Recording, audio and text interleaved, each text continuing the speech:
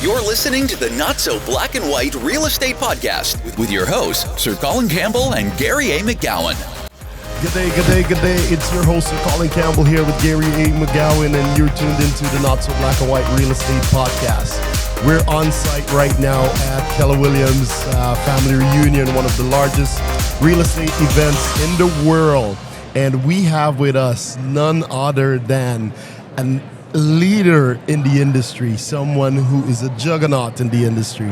And I'm going to just get straight to it. Wendy Papasan. Hi, guys. Well, I've never been called a juggernaut before, so I'm feeling good about that. You're forced to be reckoned with, yes. I think. How are you? And tell the listeners quickly who you are, and we can get into all sorts of fun relationships after that. Sure.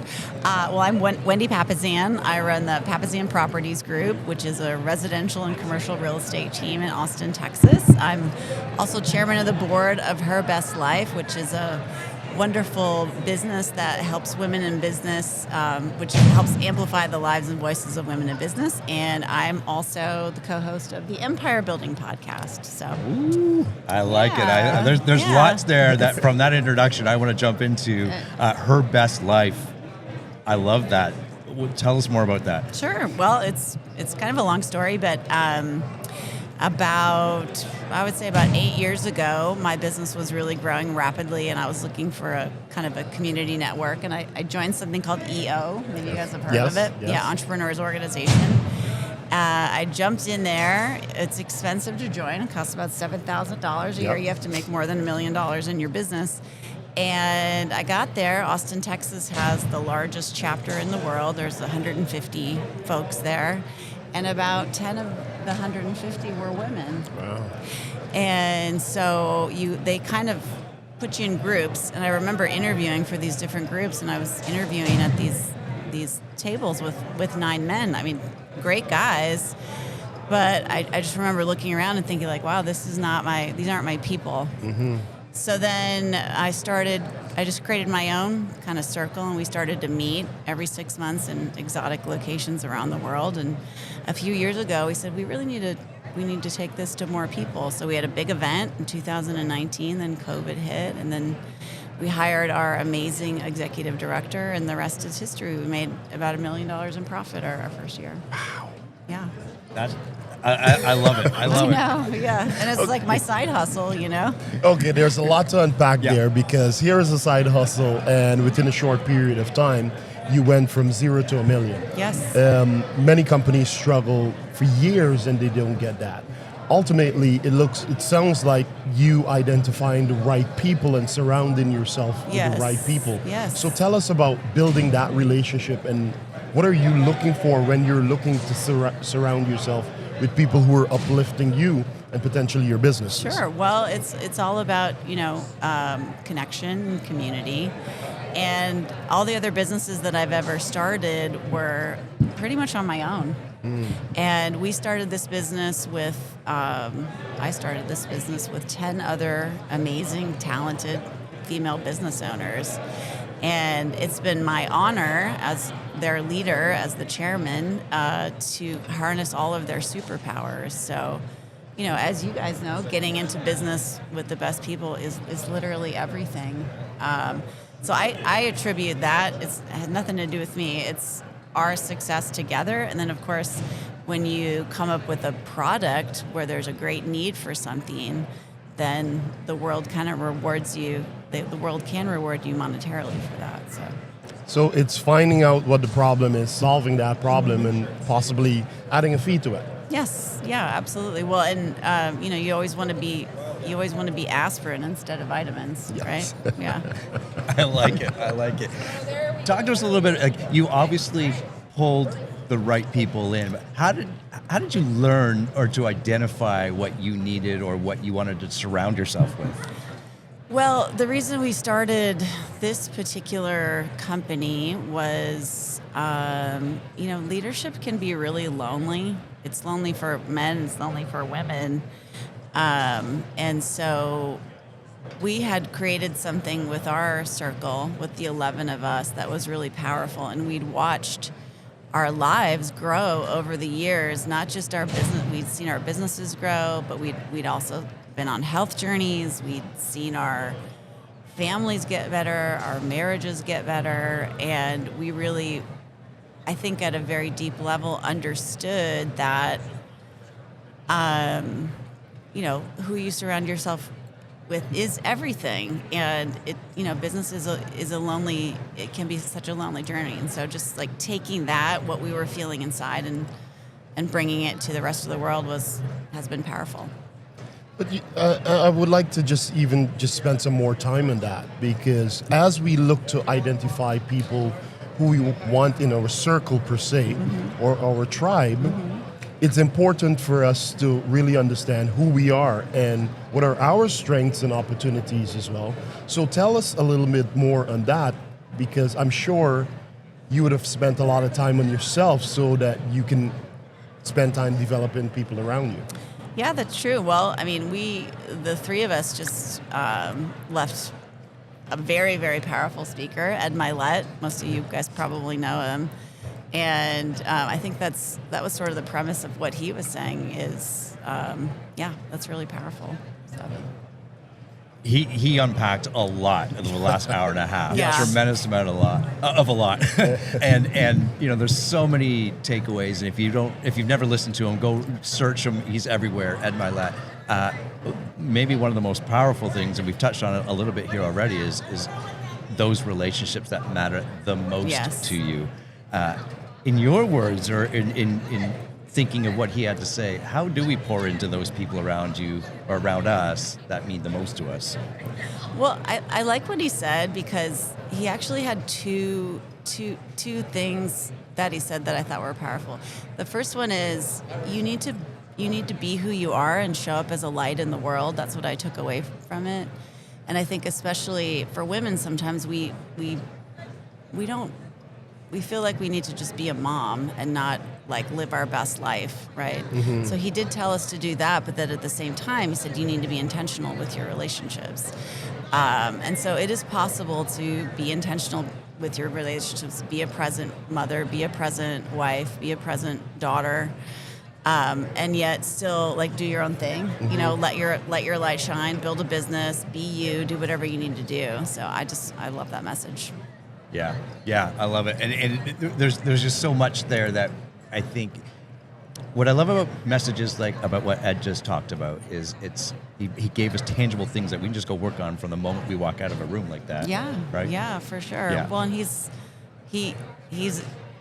a wise man. He has a lot of wisdom, yes. And he's able to. He's kind of like he's obviously not. He paints himself as kind of an everyday guy, and obviously he's not. Yeah. And yet at the same time, he gives permission for those of us that are everyday people to kind of to strive and be better. And we think, well, if Ed can do that, we can do that too. So for someone who is a entrepreneur, has multiple businesses, obviously you and your husband Jay as a real estate team, you wear many hats in the Keller Williams world.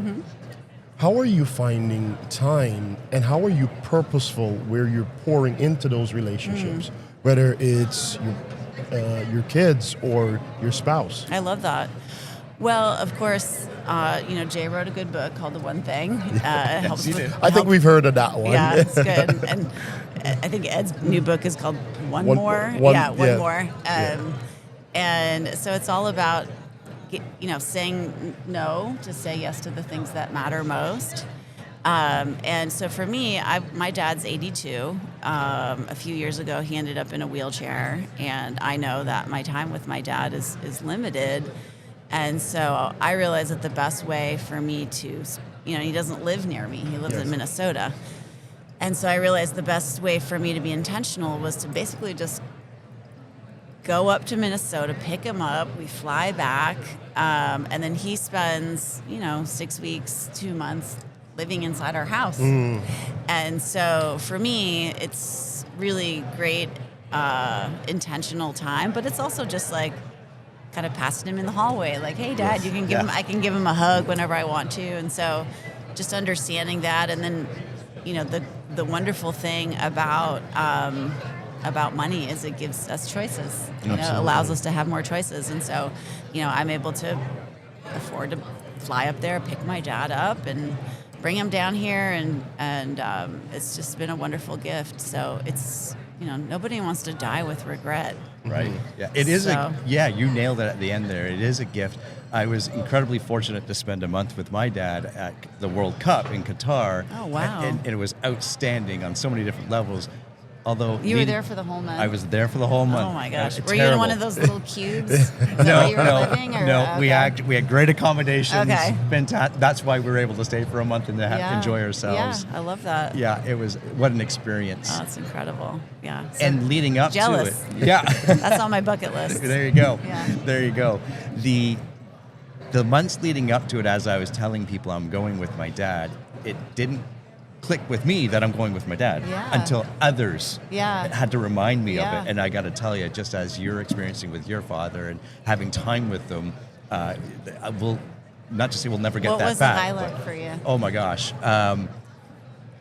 Apart from being a huge soccer fan, spending time and making memories and laughing with my dad and having fun with my dad, all of it, right? You know, that just deepening that relationship and everything else. I love that. You'll never forget that. Yeah. And it's moments like that. Like, yes, sometimes you kind of need that reminder, but now that I have that reminder, maybe like yourself, now I can be purposeful. Yeah. Well, where are you going to go next year? This with your is a dad great for a month. Wendy, yeah, that sounds good. Wendy, these are great questions. Yeah.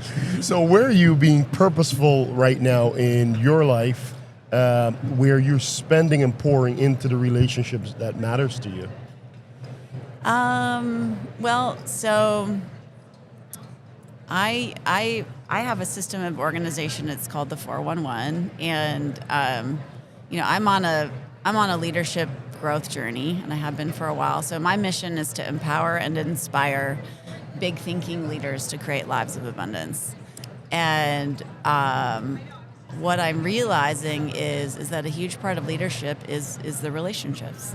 Like sometimes we don't think that. We think it's about decision making or profit and loss or money or things like that. So I actually have a system where I have all the people, all my most important people, and the time that I'm planning on spending with them every month. Interesting. So I've got my dad, I've got my sister, I've got my kids, I got my husband. So I have intentionality around all those relationships. So for instance, my husband and I go on a date night every Wednesday, and we've been doing that for probably 16 years. We've probably been on over 800 dates together. So, love it. And then, you know, of course, having my dad come. My mom drives my youngest to school every day, and she shows up a little bit early, and I just try to be really present and intentional when I'm with her. And then I've got my key people on my real estate team, and I make sure I'm spending time with them every month. So there is a lot more intentionality, I think, than if you would have asked me 5 years ago. So. Yeah, that's great. Well, as we're about to wrap up here, tell us about the podcast that you host, and I'm sure our listeners would love to hear about that. Yeah. Well, it's called Empire Building Podcast. You can find it wherever you listen to your favorite podcasts, and it's really about building a big business and an even bigger life. So we talk about very tactical things, sales, money, how to grow your leadership, and then we also talk about the things that really do matter, you know, being intentional with your relationships, working on your health, working on your mental health, all those things. And there's four of us, and it's funny. So it's very funny. Yeah. That's fantastic. Yeah. And is that the best way for people to reach out to you through the podcast, or is there a better way? Probably Instagram. So, you know, I have a pretty weird name, Wendy Papasan. I think I'm the only one, so I'm not too hard to track down. There you go. Yeah. There you have it, my friends. She said it herself, the one with the weird name on Instagram. Wendy Papasan. I think it's the weird one on Instagram is what really me. There you go. Yeah. So this, of course, is Wendy Papasan, and that's Sir Colin Campbell. I'm Gary McGowan, and we'll see everybody in the next episode. Goodbye for now. Bye guys. Thanks for having me. We hope you enjoyed this episode. Make sure to click the subscribe button so new episodes will automatically be downloaded to your device. Please help us reach more people by leaving a rating and a review on your podcast player of choice. Now go make it an amazing day for somebody.